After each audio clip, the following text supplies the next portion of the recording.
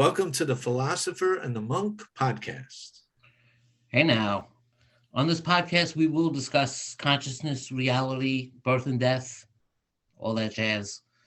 Today's guest is the monk of the Philosopher and the Monk podcast. His name is Is that James. you? No, that's you. Oh, it's me. That's James Vincent Plath. And let's see, I have 3 books here, all written by James. He's had wonderful feedback on many platforms. The first one, The Skeptic's Apprentice. What was that, 2016? 16, yep. Astonishment at the Crumbling Edge of Reality. Incredible book. Starts off with how you got started into before meditation and then after meditation. Amazing book. Second book, The Gospel of Astonishment. I think that's And my that favorite. was written in 2018? 19. Oh, 19. And let me just take a deep breath so I can recite the subtitle. Oh, boy. It's wonderful.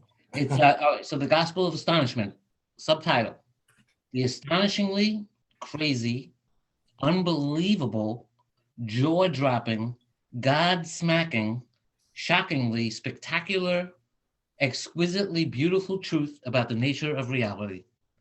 It's an understatement. I don't think I've ever heard it put that way before. Fantastic. And the latest book, The Groundless Ground of Reality. Wonderful subtitle: How Your Immortal Self Pretends to Die. And this one came out 2021. Oh, 2021. Yeah. Okay. All right. So we have James Vincent Plath as our guest today. Let's start off with 2009. Okay. And all of these books, I think you reference a major transcendent experience you had. Of course, the first one, obviously. But you refer to a transcendent experience in 2009. What were you like before 2009 and after? Can you give? Sure. I was always seeking, like you. I was always looking for knowledge, looking for wisdom.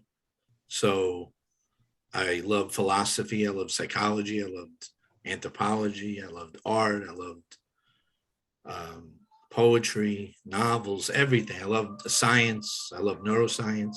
And I was a big brain guy. I loved the human brain, really transfixed on the brain. And as an atheist, I figured that's where the mind was, and it came out of the brain. And once the brain shut off, that was the end of me. And that didn't sit well with me. But I thought it was the truth, and always kept looking for some kind of loophole around that. I was a strict materialist, atheist, skeptic, studied with the amazing Randy, who was the king of the skeptics, the head of the skeptics, and just an avid reader of Douglas Hofstadter, Daniel Dennett, all books on consciousness, just trying to find some way around death. And the only thing I could find was cryogenics, and that didn't really, it didn't work. I would say it would be very difficult to be a student of Randy and a personal friend of Douglas Hofstadter, and not be materialist. That would be difficult. Right. And I was a magician, so they both love magic. Obviously, Randy was a magician and a escape artist. So I parlayed living at Randy's as his apprentice into writing my favorite people, my heroes, and they would write back because I poured my heart into the emails or the letters, and became friends with Doug Hofstadter, one of my heroes, and Simon Critchley and Paul Harris, and Raymond Smullyan, all these great, great heavyweight minds, but still unsatisfied with this death thing. So that's where I was, 2009, just searching, but happy to know that we're cosmic dust. I couldn't get any further than, we'll go back to the universe, but we'll break into billions of pieces, trillions of pieces. But that would be the end of everything. There was nothing beyond that. I couldn't. Right, like when we read Carl Sagan, we so identified and loved his explanation of stardust and how we are stardust, Yeah, DNA, stardust, all of that, that kept me going, but it was hard being courageous in the face of, I knew there had to be something, but I couldn't go for religion. I couldn't go for faith. I needed to know, and I couldn't, I kept hitting a wall. Well, your heroes, they were materialists, and then you met Paul Harris, who put a big monkey wrench in the works and kind of made you rethink really your whole life, right? Everything, yeah. I met him once in 1994 or 93, living on campus at Stony Brook. I just showed up at the magic shop one day on a whim, and they said, "We knew you were coming." And I said, "No, you didn't. I didn't know I was coming." And they said, No, we knew you were coming. And I started getting a little mad. I was like, "What do you mean you knew? I didn't know I was coming here." And they said, "Look," and they turned the poster on the counter over, and it said Paul Harris lecture tomorrow, 7 p.m. I just bought a ticket and walked out the door. It sounds a little bit like Carl Jung's synchronicity there. Big time. Right? I could have missed it. 2 more days, I would have missed it. It almost makes you think there are no coincidences. Yeah, none. Right? None. And that at that meeting afterwards, we went out to dinner, talked till very late, 3 a.m. maybe. And Paul knew I was a Randy student, so he kept coming at me. And he said, "Randy's not skeptical enough." And I laughed in his face. And I said, "How can you call the king of the skeptics not skeptical enough? You're skeptical, And he said, "Yeah, he's not skeptical enough because he believes in matter." Yeah. And I was like, "What do you mean?" And he said that matter was empty space, and I clung to matter was mostly empty space. It's a weird thing because I was with you, and to call it a belief in matter, which is correct, by the way, but at the time, it was lack of belief why matter was real. Right. So. Right. Yeah. That's good. Yeah. Yeah. So Paul Harris was actually a major figure in my life as well. Yes. Being your friend. And thank you I met James Randi and Douglas Hofstadter and Simon Critchley and others. Raymond Smullyan. I was saving him for last. Who Kurt from Theories of Everything would love to have. He would have loved to have him on. The times we had with Raymond Smullyan. Oh. On the top of a mountain in the Catskills. It's just those moments with him, that was a true Zen master. Yeah. While I was first learning what Zen even was. It was like perfect to have that man in my life. And Raymond wrote that great book, The Tao is Silent, which we both loved. And then he had these titles when we were teenagers. What is the name of this book?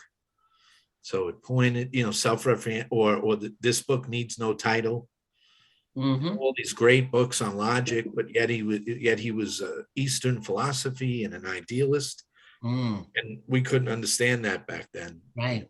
The Tao was silent, Yeah. Why is it silent? What is the Tao? It's amazing. You can't name it.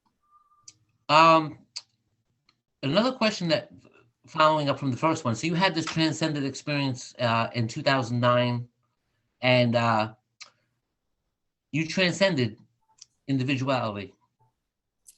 You Yeah, it transcend was James Vincent Plath, right. the idea of a human being as an autonomous entity in the universe amongst other entities. You Hmm. be, everything dropped away.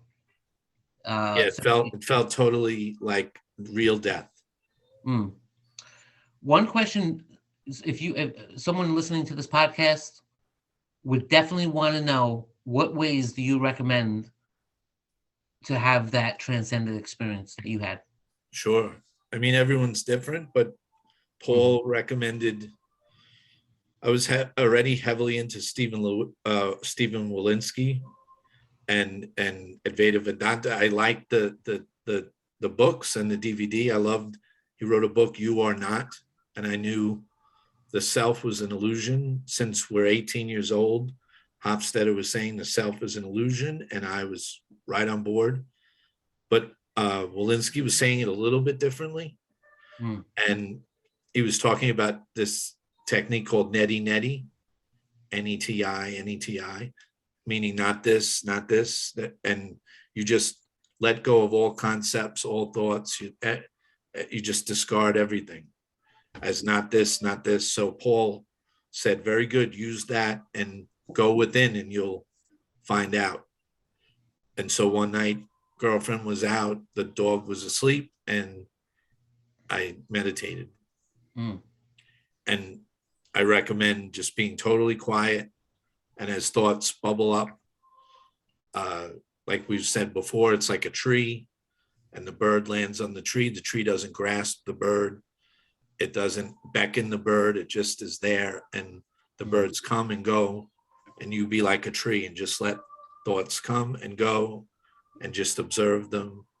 But with this, that night, I was just discarding everything, Mm. whatever came, discard. And I even had a wild image near the end of Paul Harris himself walking out in a maintenance uniform with Paul Harris written and a hat that said Netty Netty and a big industrial broom. And he was pushing all my thoughts and books and papers, pushing everything away. And he smiled. And then the broom swung around in a loop over his head and swept even him away. So even the concept Netty Netty had to go. The teacher had to go. Everything. What a wonderful image It was that is. wild. And another image I had He since I was a he brain, swept himself out swept himself out. Yep. as the last sweeper. Yep. And it just went into a spiral and was gone. Mm. And another image was the brain came as an image concept. And there was a little plug on it, not a long plug, only about that big, with a big plug to go in the wall at the end. And I just was watching it and the plug was pulled. I pulled the plug with my mind, and then the brain went away. And then there was a lot of darkness and quiet and becoming stiller and stiller. And then like a ripple, I always say like a ripple, like if you have 8 rings on a ripple, and now the ripple is getting calmer and there's only 4 rings and then 2 rings, it starts to, if it could think, it would say, oh my God, I'm dying. You know, I was this nice full ripple and now I'm dying to being a ripple. But at the same exact time as the 2 rings turn to 1 and the 1 ring dissolves into the lake, the feel of becoming the lake overrides the fear of the ego dying or the ripple dying, and the bliss and love is beyond anything ever felt here. It's just beyond words, and you're in this space that isn't space. And I remember writing you and I said black, it's black but not the color black. Mm. It was this void that I was always scared of as an atheist, and now it was here, and there was no body and no world. It was just empty space, and I realized I am not James Plath. My mother's not my mother. My father's not my father. And I suddenly understood everything, all of Buddhism, all of Christianity, all of it. So like you would say the ego death is exactly like real death. Yes, 100%. And it was the And depth of that wall between me and everything. that's why after ego death, there's no more fear of actual bodily Right, death. right. Just like a near death experience. Okay. It's like a real death experience. So you realize that at your real death of the body, Mhm. that's still quite. I'm not calling it the real death, but the Right, death of right. the body. You're Physical, yeah. saying anyone who fears death, you're saying if they dissolve their ego, they will no longer be afraid of death. If they experience this for 15 seconds, they'll never stop talking about it until they finally can't talk anymore. They'll never shut up about it. 15 seconds of this or 30 50 seconds. seconds could overrule a lifetime of belief Mm-hmm. because the realization is that amazing.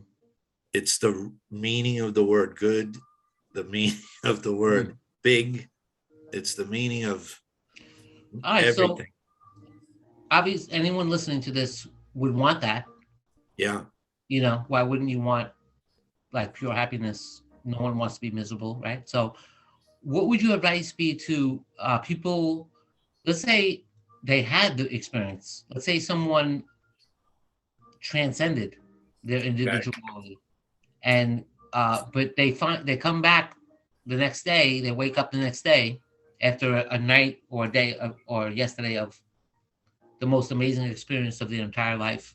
Right. Uh, Complete feeling of unity with the universe, whatever words. Uh, but they the next day their life has changed, but they still have a job and a family and obligations and maybe things to pay for. Right. Right. Uh, but that experience they had the day before, it doesn't really fit with what their life is now. Is there any advice for people like that? I would think that I would tell them that just keep going back to that that experience. Don't make it a one-time thing. Keep being still, keep practicing, being quiet, and But let's say eventually things are going to fall away. Jobs will change. right, okay. You won't care about the same things anymore. Things will change. Things will fall away on their own. Plus, you could try. I mean, it's still a little bit ego, but you could try to cut loose some things. You're going to release some things. But what if the spouse and the children in the house don't understand any of that? Like like you woke up and then Right. they're like, we don't like this waking up thing. You have to go back to work and get the money. We need Right. money. It's a Take, weird. It's a weird. Yeah. Would your advice be try to get your spouse included in sharing this yeah. You with? Like, don't try and do it on your own. Maybe if you have a family, I don't know. yeah. You can try to. I would definitely try to do that You would, before. right? Yeah. You don't want to just walk away. Right. But you could find a quiet room and try a little of both. You need time to be quiet. Go to the garden. Go somewhere quiet and Mm-hmm. find that peaceful space within, and you keep revisiting until you realize that you're always there. Yeah. I But think it's yeah, I think it's just a difficult problem. Not problem. It's just difficult if have a family and they're not included in that. right. Yeah, but what you're saying is just be true to yourself. Yeah. Even if your family, your spouse and children don't understand, just keep getting some time for yourself alone and be silent and keep honing this Mhm. experience you had. And Okay. share with them as much as possible. Right. That's a good. Yeah, that is good advice. Yeah, they'll feel it coming off. Yeah. You'll be radiating. All right, You'll so that's good. You don't have to change your family or spouse. You're saying just live it, Mhm. be the truth, live the Right. truth, and they'll see it. So like it's like waking up in a dream. If you wake up in a dream, not from the dream, but in the dream, things get lighter. They're not scarier when you're awake. Yeah. And they're scary because you believe that you're separated. And that's when things are chasing you and it's scary. But when you wake up, you realize the whole thing's made of one thing. So when you see that, things, it's like flipping a light on. A light will come on. But I'm And sure that the family will see that light come on, which is yeah. okay. That's a good answer. Excellent answer. Um, Here's a good question for you. It's totally related to the last question. Okay. What is spiritual bypassing, and why is it good or bad, or what is that spiritual bypassing? I don't know too much about it, but I think it's when you use spirituality to get around, like hey, go do the dishes, and you say, who are you talking to? There's no one here, or I'm pure consciousness. That doesn't do the dishes or take the garbage out, or So why would that prohibit your spiritual growth? That kind of attitude. why would that it's avoidance. You can't, it's ego. It's like you think you're special, right? Yeah, it's total ego, spiritual It's bypass. ego. It's ego. That's right. Yeah. All right, that's a good answer. There's a lot of that going on. Yeah, of course. We last week we had Tom Thompson on, and he actually spoke about that. Right. About I have a quick to just 1 second. Next week we'll have Fred Lamont on. Fred Lamont, the poet, and I have a poem here I'm going to read really fast because it talks about spiritual bypass. Excellent. Yeah. It's called The Shaking. The Shaking. This just kills me. We now enter the times of the shaking. What can be shaken will be removed. So that what cannot be shaken may remain. We begin to see that our personality can be shaken. Our emotions, our minds, our bodies can be shaken.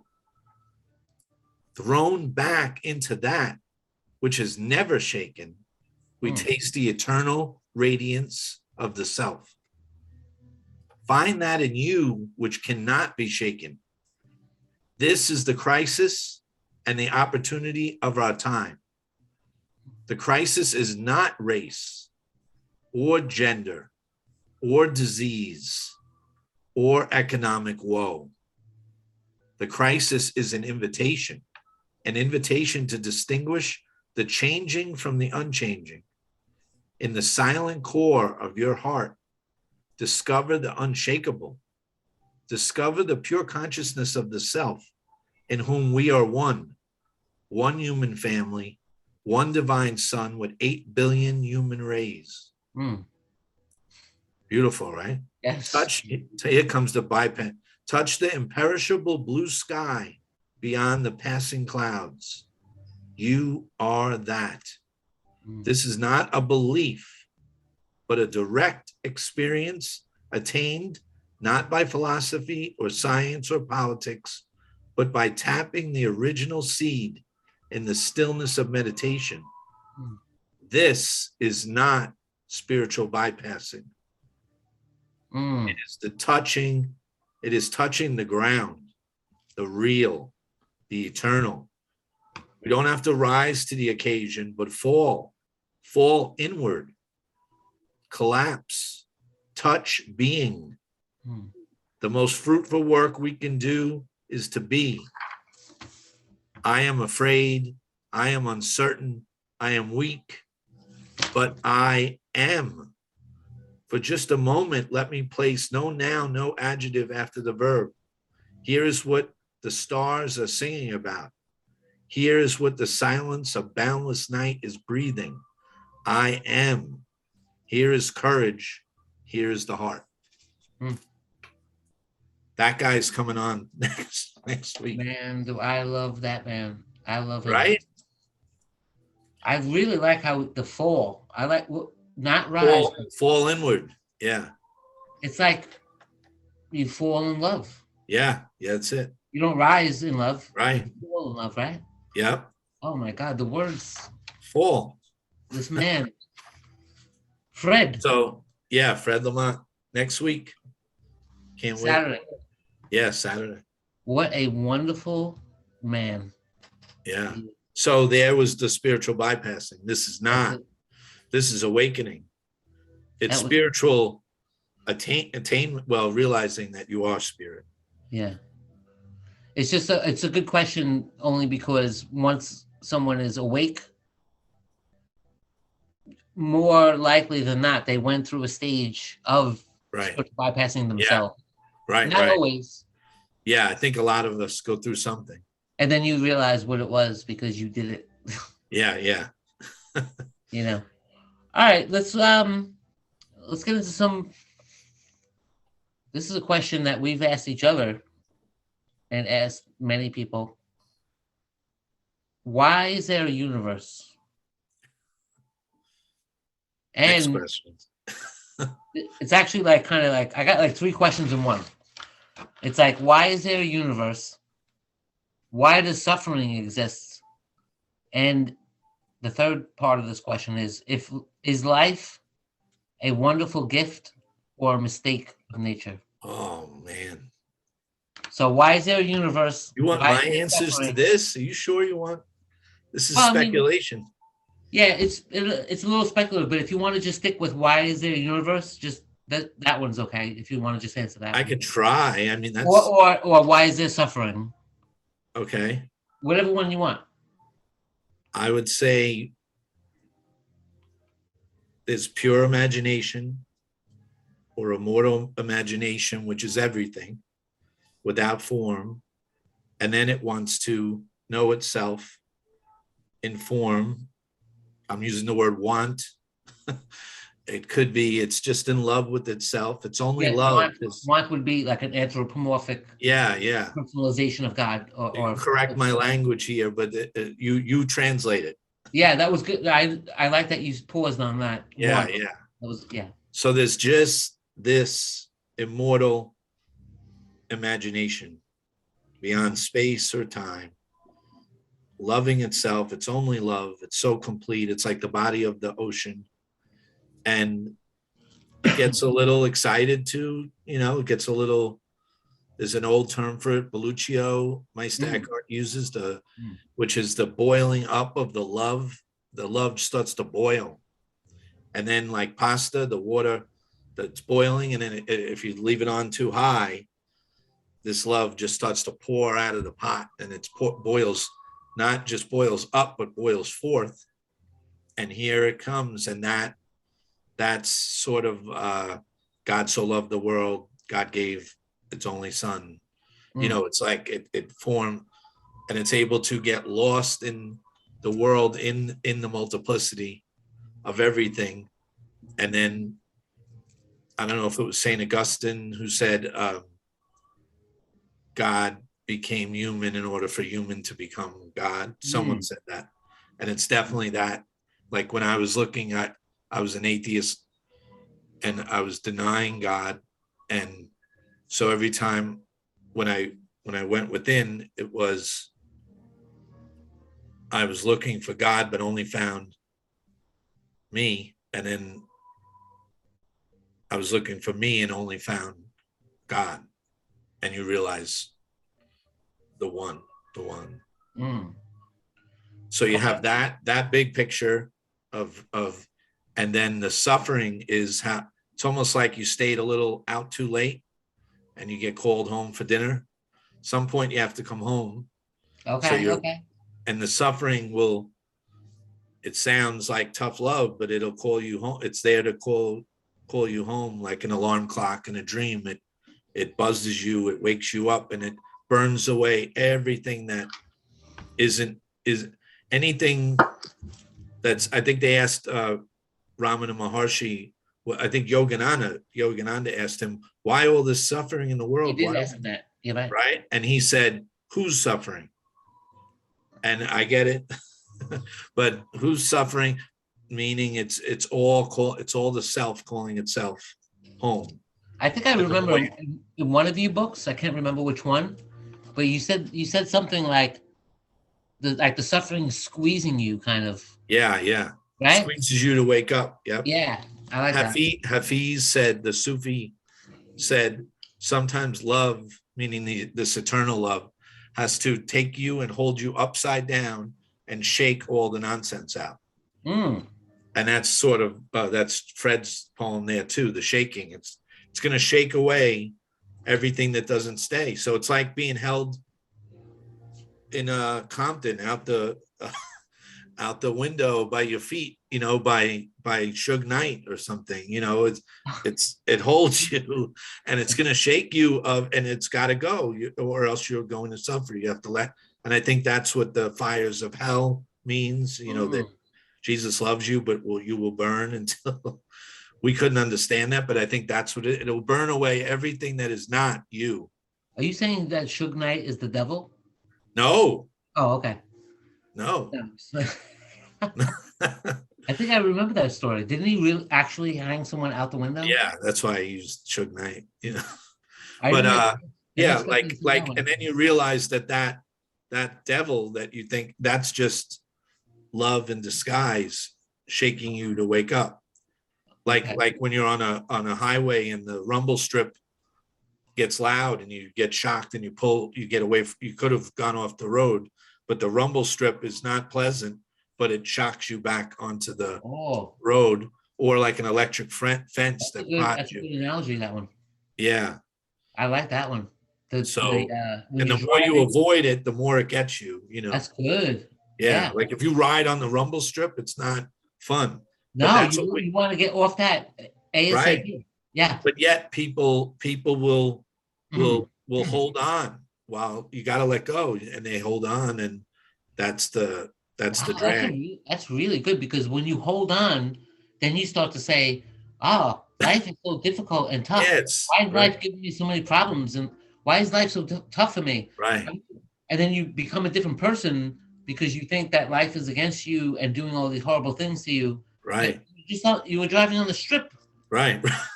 Like you just right. Yeah. Oh, that's a very good. There's the sunny side of the street, and then there's the other side, and you're walking under that cloud of lightning, and the sunny side is waiting for you, but you won't go. You won't. Yeah, that's a great metaphor. Okay. So to follow that, in your books, you say that everyone is already divine. Yeah. Everyone's already it. Everyone. Right. Even Hitler. So how would you explain a Hitler or a Mao or a Stalin? How would you explain that to people? Now I'm explaining Hitler? Yeah. If everyone's divine, how is there a Hitler? Speculation again. Speculation. But it's like we're wearing tight masks and tight costumes, and Hitler's costume was a little tight, a little extra. He was too wound, and he really believed in the person. The more you sink into the person or the individual, the more you'll suffer, because you're not that. You're eternal love beyond space, and you're this beautiful bliss that's always smiling and always well. And Hitler, maybe because his art got turned down, he wasn't good enough, whatever it was, he went the separation route that he definitely didn't say we're all one. That's a good answer. Because the more you feel like an individual, the more borders there are. Yes. So so he started to be put things in categories of categories. Yep. Jews, blacks, gypsies, gays, this, that. Separating Aryan race. It was all separation. Right. It's all separation. So someone who's upset, it's like their costumes on too tight. This is a big play, and it's all this one being underneath, not a being, just being, playing this beautiful play. But it could look like a nightmare when you're at that level of consciousness where you believe in the person. Yeah. It's like being up on stage, and when someone Someone says something to you and they put you down in the play and you take it personally. You stop the play and you say, I didn't know you felt that way about me. Mm, But we're just acting. This is a play. right. You could also say maybe because you did write this in your books, that like you could say it this way: Hitler forgot he was divine. Yeah, yeah, Like, yeah. yeah, That's what Jesus said. They know not what they do, and that's they know not who they are. It's all right. back to self-inquiry. Who are you? And forgive them because they don't know. Forgive them not, for they know not who they are. That's a perfect segue into the next question. Is in your books you chose to use the word God, not really often, but Not the enough. first book. Not the No, first book. right, not the first one. But two-part question. Number one, why did you use God in your books, and can you define God? Sure. Another easy one. I know they're tough ones. These are big. These are big. Sorry. Why is there a universe? Inquiring minds want to know. I in the first book, I only said, then I wouldn't even say Jesus. I called him the Nazarene. Mm. That's how far of an atheist even though I wrote it, it came out in 2016, so I wrote it in 14 and 15. Still, there was some of that left, that not liking Christianity, but not understanding the true non-dual Christianity. Exactly.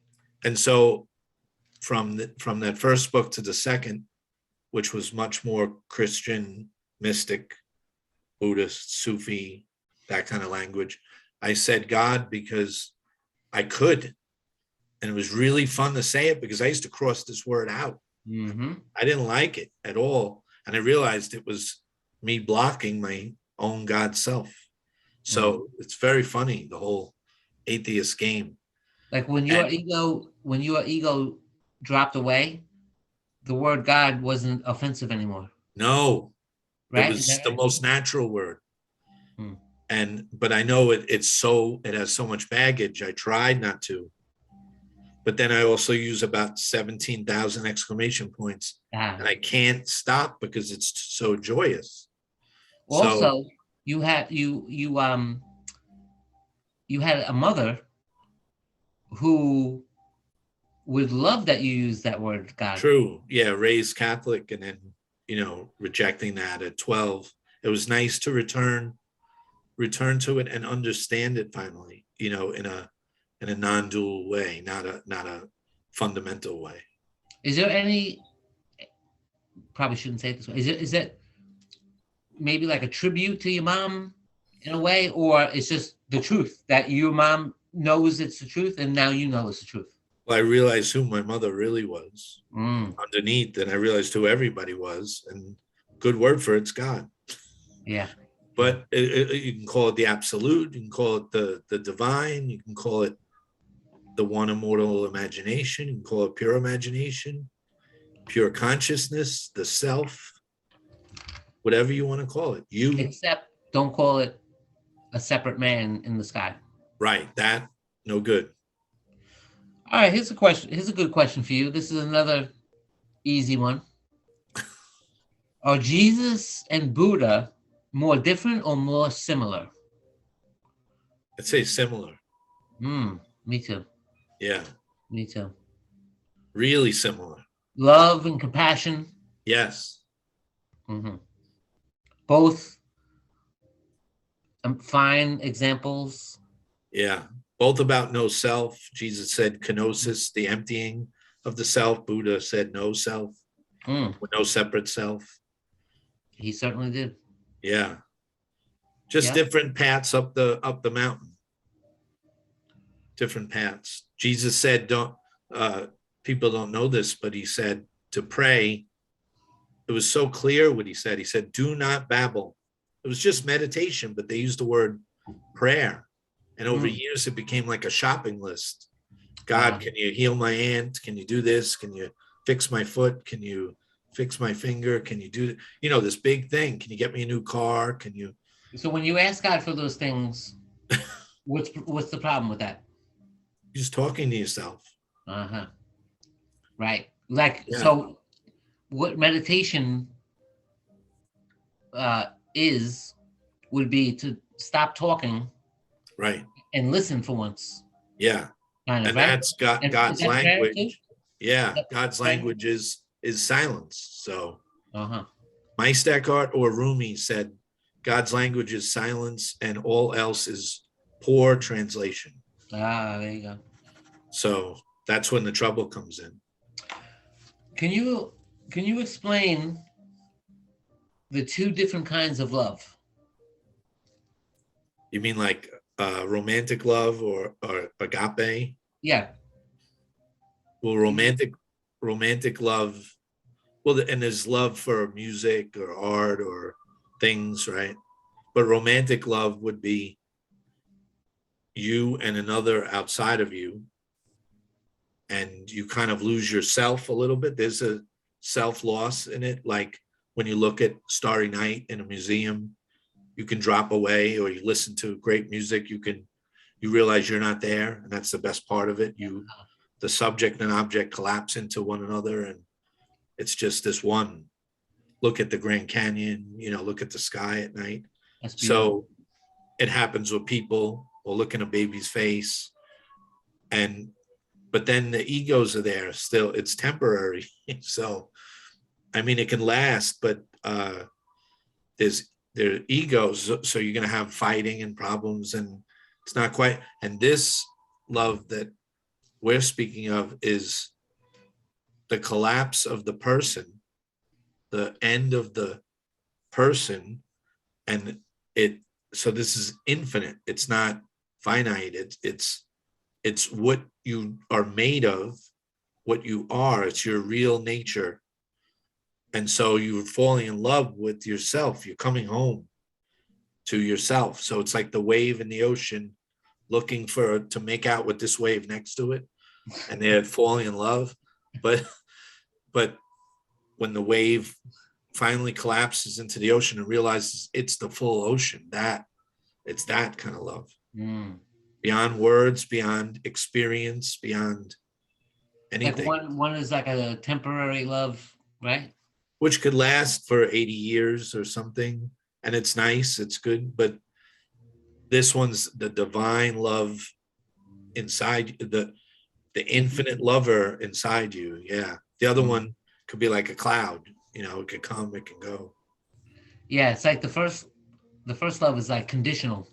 Yeah, yeah. Like I'll always love you for 80 years, but Right. unless you cheat on me, Right. then I'll stop loving you. Right. There's no such thing with divine love. Right. There's no condition. You It's you closer are, to closer to motherly love, yeah, close. unconditional motherly love. Ah, good. Yeah. Very good. Mothers have conditions too, but No, but but it's that's, yeah, closer. that's a Yeah. good one. Um, that was an excellent answer.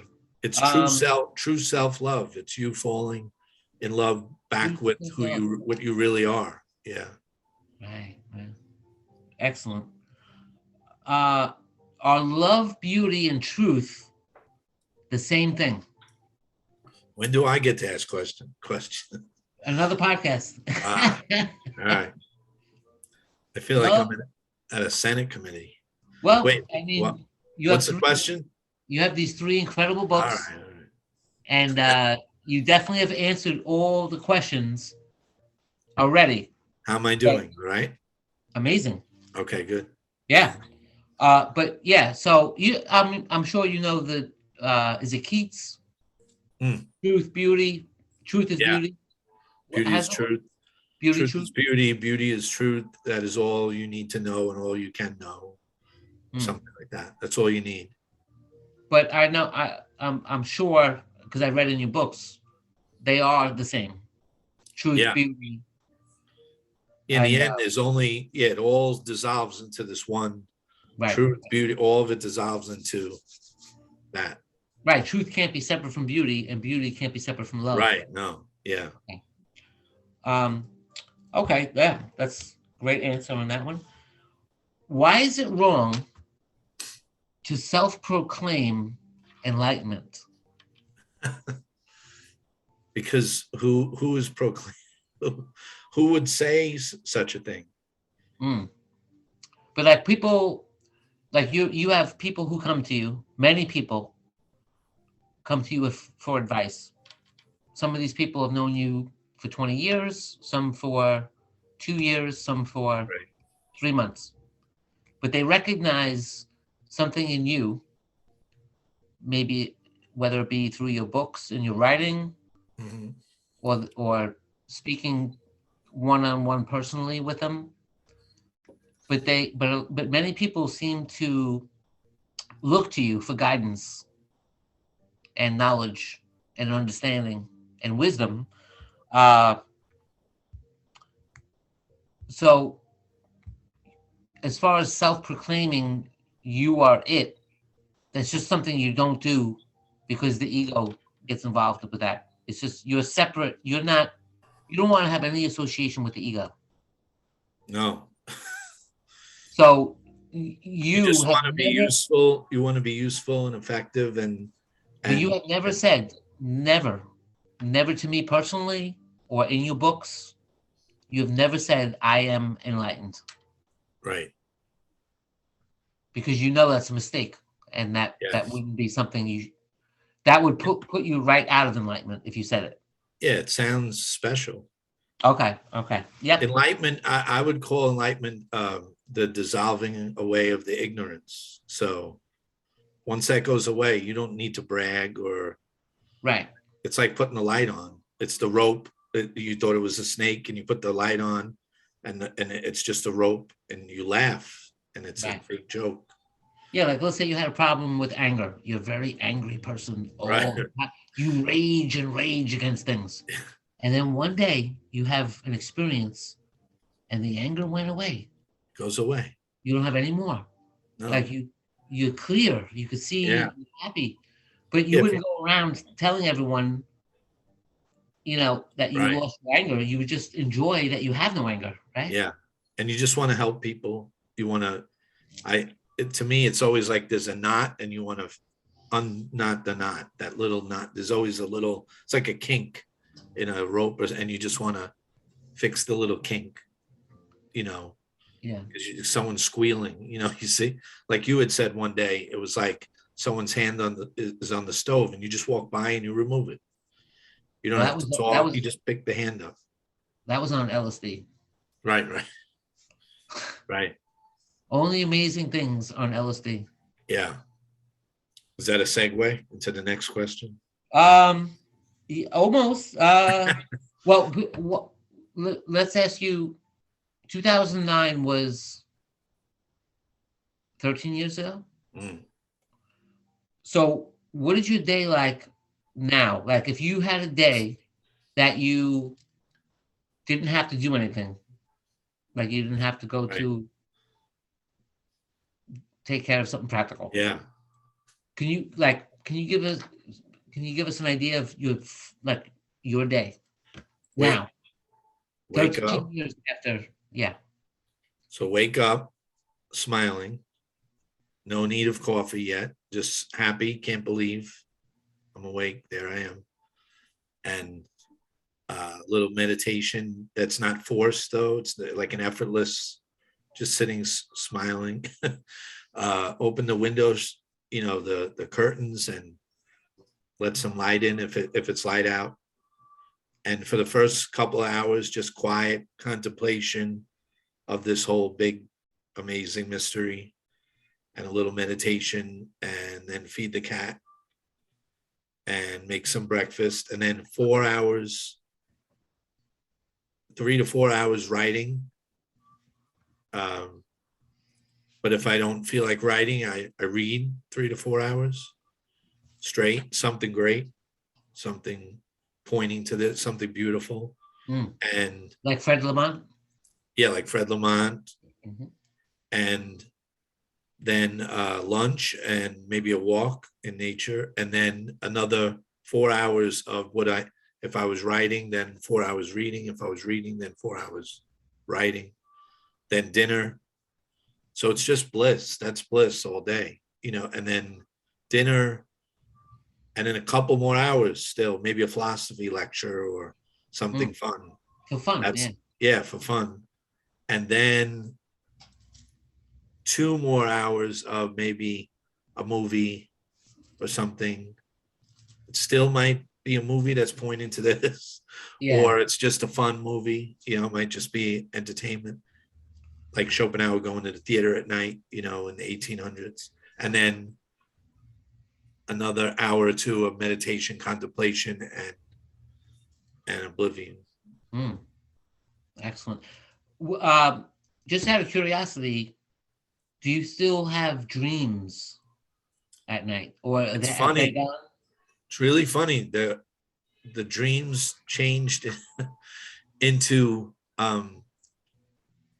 better ways to teach this, better ways to share this. Like I'll be in a situation, and this is like the worst kind of dream. A dream will come, and I'm in a plane, and the plane is definitely crashing. I'm in the cockpit looking, and it's going down, and there's a little fear.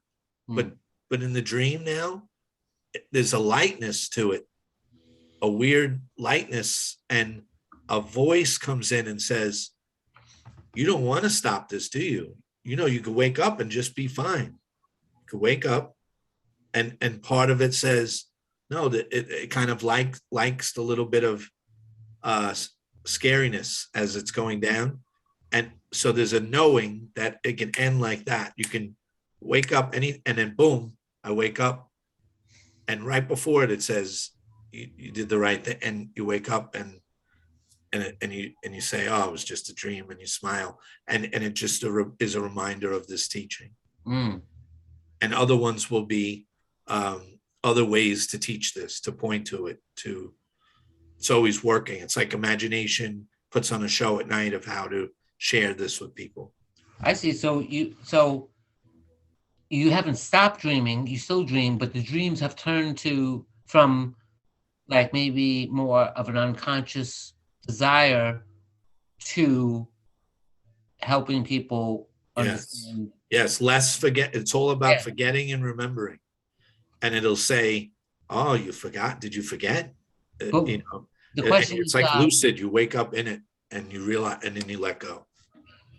okay, so question is like before you were awake, when you were a regular dude, Scary dreams, and erotic dreams, erotic dreams. and scary. Yeah. So there is a Searching for something, always searching, looking, running, being chased, you know, mm, all that. all right, but Getting that's something, achieving something, yeah. forgetting. Now it's more playful. It's like a beautiful, beautiful little plays coming on how to. So they're almost like something you might experience on a psychedelic. Mm, You know, like a teaching. Oh, you thought this was infinite? Look at this. right, right. Oh, you think that ends? Well, how about this? Your Mind expanding. your dreams changing is almost sounds similar to like Carl Jung when he says like make the unconscious conscious, Oh, that's good. Yeah. and I'm that's just starting to read him now. like that's the answer in life. Make the unconscious conscious, Yeah. Yeah. and you got it. Yeah. So if your dreams are no longer scary and erotic, then you're it's not like you have no dreams anymore, but the dreams that you Right. do still have left are helpful and loving and pure good and no ego. A lot of playing, playful. So the You're not plane's like, crashing, but there's a smile. yeah, there's no ego afraid of the crash. No, a little bit. There's a little A little tiny bit. scrap of it Yeah. there, because it wouldn't be fun without that. It would, there's a little bit of fear, but behind it, it says, you're not crashing. It's a dream. Right. Right? Did you forget? And then I smile, and then there's a lucid awakening, and then it all just goes away. Ah, that's good. And then you wake up and say, oh, that might be a good metaphor, something you could teach, and you put it into the writing. Yeah, you didn't wake up in a sweat. No, you Right. wake up excited. That's good. All right, last question for you. After awakening, is there a process of integration where specifically like you do good, like every religion would have like Christianity has the Ten Commandments.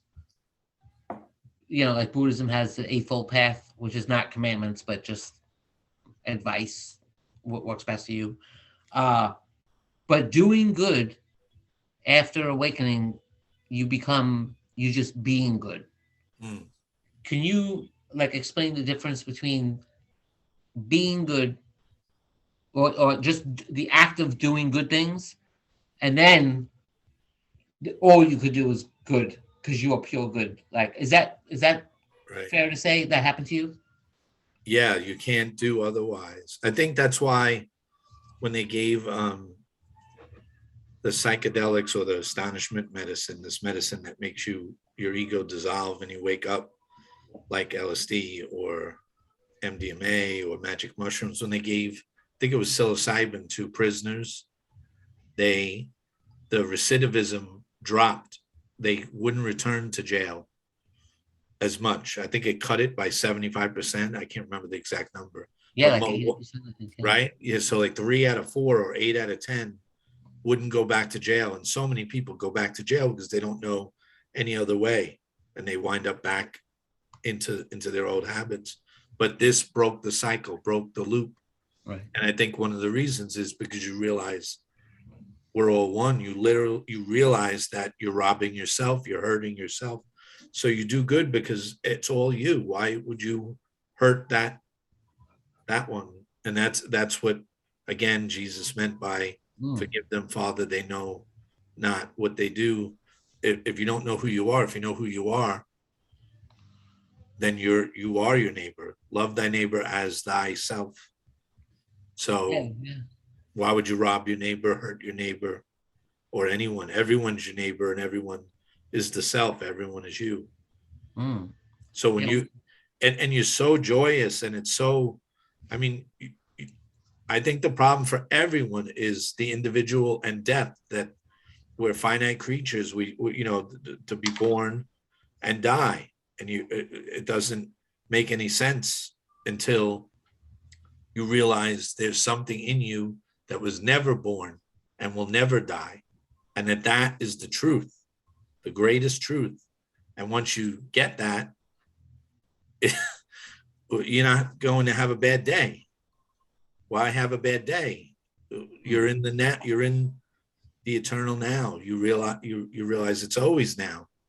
As an atheist, I could never find the now. I was always in the past. I always thought it was fleeting, something to be grasped at. But as soon as you grasped it, it was gone. And kept trying to get the now, and I couldn't get it. And now it's always now.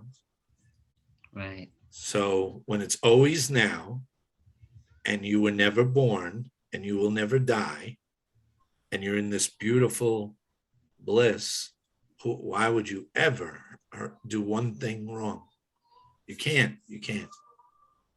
I think I read in one of your books that if you do something wrong to someone, it's just like you're doing it to yourself. Yes. Yep. So why would you hurt yourself? Yeah, unless you're into that kind of thing, like Marquis de Sade. Less than 1% of people would want to hurt themselves. So the majority of people listening, would not want to hurt themselves, right? Right. Yeah. So that's why you wouldn't do anything bad to anyone, because you recognize you are everyone. So hurting anyone would be hurting yourself. You say that so nicely in your books, by the way. Yeah. Thanks. Yeah. You. It's like waking up. All right. Ready? I didn't think this out. It's just coming out.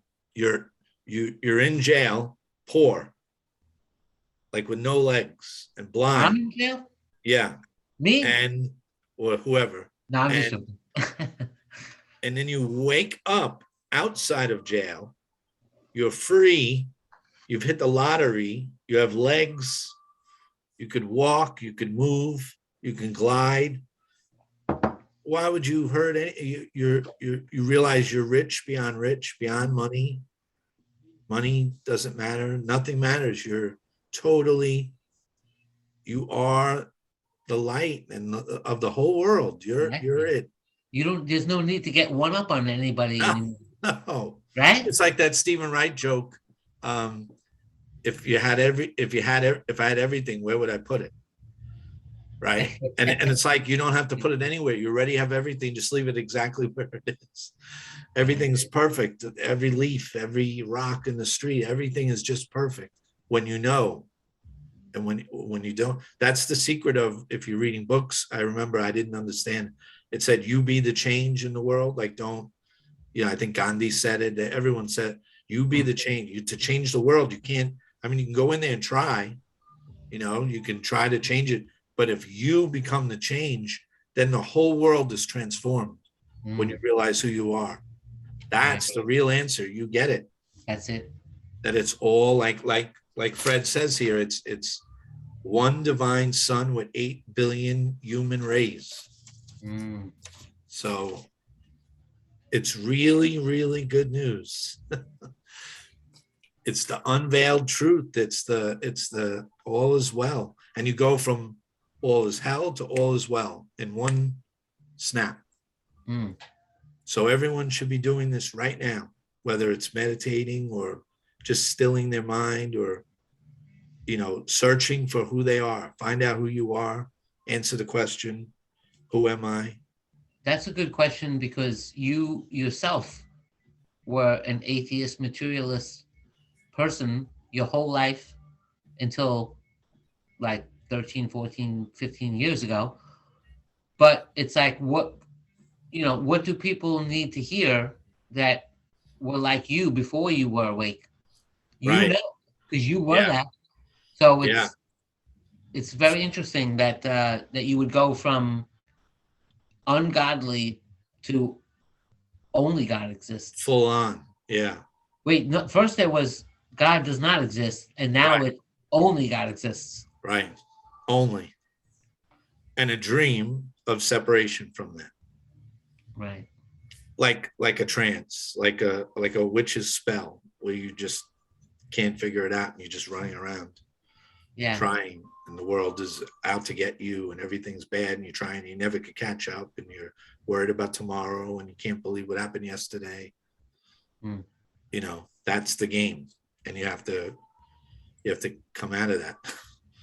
Yeah, I mean, fortunately we had someone like Paul Harris that really took an interest and said, no, you're wrong about everything you believe right now. How could it be? Because how could something come from nothing? Right. Like, really answer that. Right. Or really answer, this could be a dream wherein, just like we dream at night, and there's no way for you to know. So, but there are clues. There are clues. Investigate those clues. Like, really, don't just dismiss them. As, like, what is really happening without belief and so-called scientific evidence, and I think that's one of the major things that you accomplished and overcame, was that huge, I mean, you weren't just a materialist atheist. You had personal, yeah, but you had personal relationships with famous people who were materialist atheists. That's really difficult. Yeah, who's who in atheism. Yeah, so like for you, not just anybody, but for you, someone like that, to come around full circle. That's the fun. That's the fun. Randy was in a book called Who's Who in Hell. Oh. And probably the other guys were too. I don't know. But Randy was definitely, I looked it up and I was so proud. There he was, James Randy. Who's Who in Hell? Is there actually a book? Yeah, there's a book, Who's Who in Hell. Big reference book. All atheists are in there? Yeah. Is that what that is? Yeah.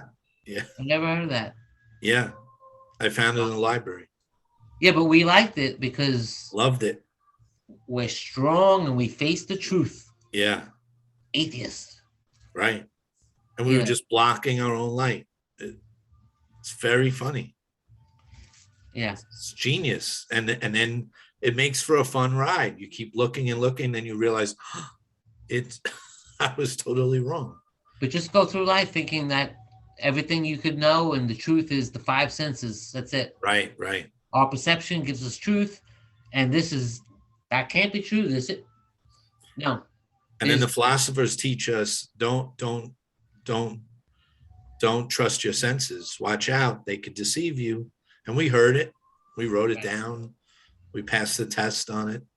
Right, but having a materialist slant, you will Yeah. disregard Kant and Schopenhauer and Plato in favor Right. of Aristotle and John Locke and David Hume. 100%. Yeah.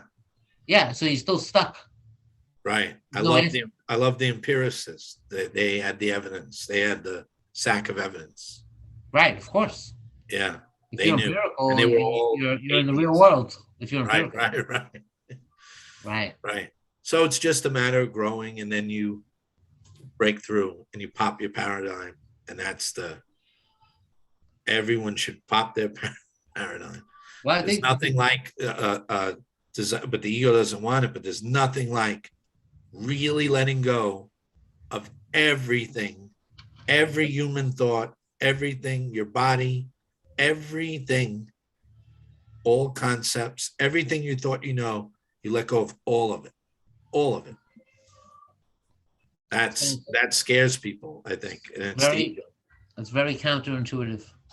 Yeah, yeah. But it's right, and it's the truth. And thankfully, we have you, who had Randy as a teacher, Mm-hmm. who was able to unravel himself and discover the divine light which shines through everything. Right. And yeah, so you're very much to be commended on that.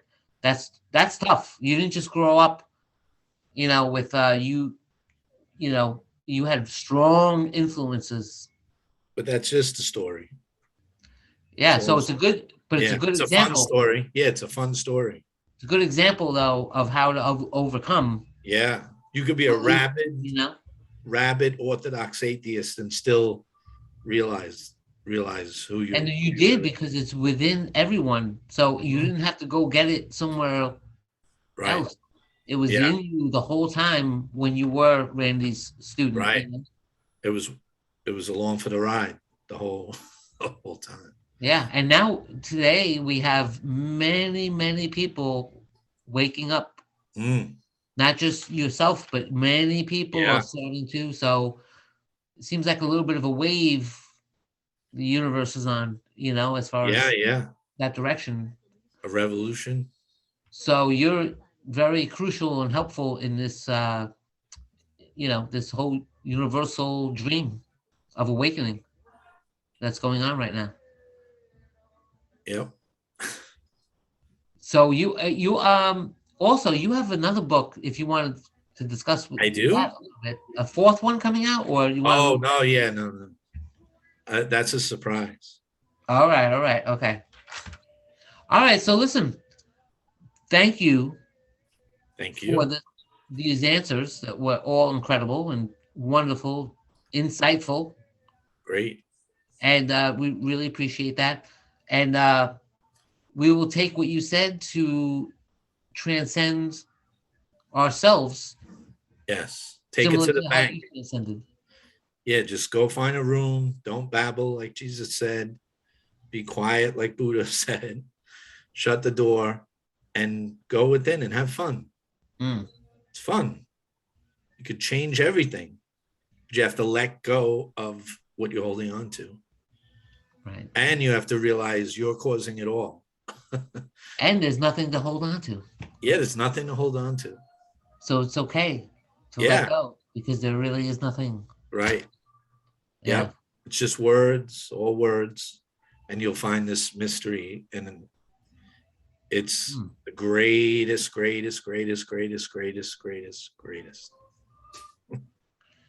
All right. Well, listen, we're going to be back next week with Fred Lamont. Yes. Thank you. We have your 3 books here that we really enjoyed. If anybody wants to get them, they're on Amazon. Mm-hmm. And this was the very last one, Groundless, Grounded Reality, The Gospel of Astonishment, which was the middle book. Mm-hmm. And the first one, Skeptic's Apprentice, on Amazon. And we'll look forward to Fred Lamont. 1 week. Now, and I can't wait. I love that man. It's going to be great. Good seeing everybody. See you soon. Thank you, James. Thank you for all your answers, and they were wonderful. Thank you. I'll see you. See ya. Great questions. See you.